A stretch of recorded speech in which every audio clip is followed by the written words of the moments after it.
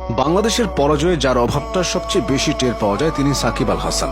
Shakib middle অর্ডারে run করতেন, বল হাতে নিয়মিত উইকেট নিতেন। সাকিব থাকা মানে একটা প্লেয়ার বেশি নিয়ে খেলা। তাই টি-20 ক্রিকেটে বাংলাদেশের যা অর্জন তার সবটা জুড়েই সাকিবের নাম। সাকিব ছিলেন গোটা দলের অক্সিজেন হয়ে। এই অক্সিজেন স্বল্পতায় এখন ছটফটের কারণ। টি-20তে বাংলাদেশের দ্বিতীয় সর্বোচ্চ রান সংগ্রাহক তিনি, দলের হয়ে দ্বিতীয় সর্বোচ্চ উইকেটও তার। টি-20 অলরাউন্ডারদের তালিকায় তো বছরের পর বছর ধরে সাকিবেরই রাজত্ব ছিল।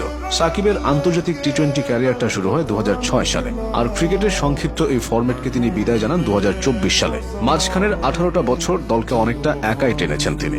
ম্যাচের পর ম্যাচ, সিরিজের পর সিরিজ, এমনকি বৈশ্বিক টুর্নামেন্টেও তিনি বিরামহীন পারফর্ম করেছেন।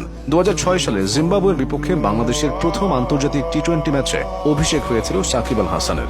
যে সাকিব পরবর্তীতে ডালপালা মেলে বটবৃক্ষে পরিণত হয়েছেন, চড়ে বসেছেন বিশ্ব ক্রিকেটের মসনদে। ক্রিকেটের সংক্ষিপ্ততম সংস্করণে বাংলাদেশের জার্সিতে 129টি ম্যাচ খেলেছেন সাকিব, যেখানে 127 ইনিংসে ব্যাট করে প্রায় 23 গড়ে করেছেন 2551 রান। তার ব্যাটিং স্ট্রাইক রেটটা 121। নামের পাশে আছে 13টি হাফ সেঞ্চুরি, যা এখনো বাংলাদেশিদের মধ্যে দ্বিতীয়। তবে ব্যাটার সাকিবের থেকেও বোলার সাকিবের মুনশিয়ানা বেশি দেখা গেছে। টি-20তে তিনি মোট 149 উইকেট শিকার করেছেন। আন্তর্জাতিক টি-20তে উইকেট নেওয়ার বিচারে সেরা 4 জনের একজন সাকিব। তার উপরে কেবল নিউজিল্যান্ডের টিম সাউদি, আফগানিস্তানের রশিদ খান এবং বাংলাদেশের মোস্তাফিজুর রহমান। একটা সময় এই সিংহাসনে সবার উপরে সাকিবই ছিলেন।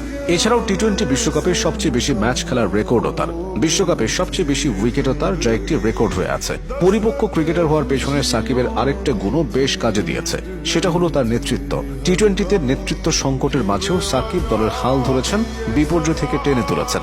উদাহরণ হিসেবে 2022 টি-20 বিশ্বকাপের কথা বলা যায়। ওই বিশ্বকাপের আগে টি-20 ক্যাপ্টেন্সি নিয়ে দোটানায় ছিল বিসিবি।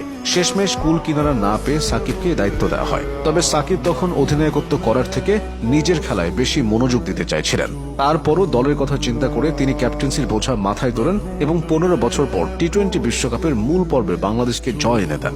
2022 সালের ওই আসরের এক পর্যায়ে বাংলাদেশের সেমিফাইনাল খেলার সম্ভাবনাও তৈরি হয়েছিল।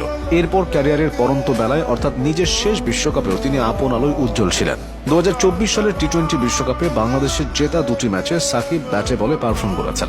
একটিতে তো ম্যাচ সেরার পুরস্কারই জিতেছেন। তবে দলীয় ব্যর্থতায় সেবারও সেমিফাইনালে ওঠার সুযোগটা হাতছাড়া হয় বাংলাদেশের। সংক্ষিপ্ত ফরম্যাটে বাংলাদেশের জয়ের থেকে হারের পাল্লাটাই বেশি ভারী। ছোট, মাঝারি কিংবা বড় সব দলের সাথেই বাংলাদেশের হারার রেকর্ড আছে। তবে বড় দলগুলোর বিপক্ষে হারা অনেক ম্যাচেও সাকিব তার জাত চিনিয়েছেন।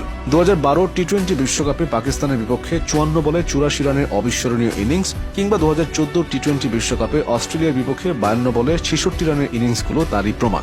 2015 সালে পাকিস্তানের বিপক্ষে একমাত্র টি-20তে সাকিবের হার না মানা 50 বাংলাদেশকে জয় এনে দিয়েছিল।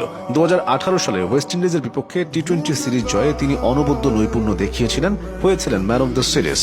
তুলনামূলক সহজ কন্ডিশন হলেও 2021 সালে অস্ট্রেলিয়া এবং নিউজিল্যান্ডের বিপক্ষে জেতা টি-20 সিরিজগুলোতেও সেরা সাকিবকে দেখা গেছে।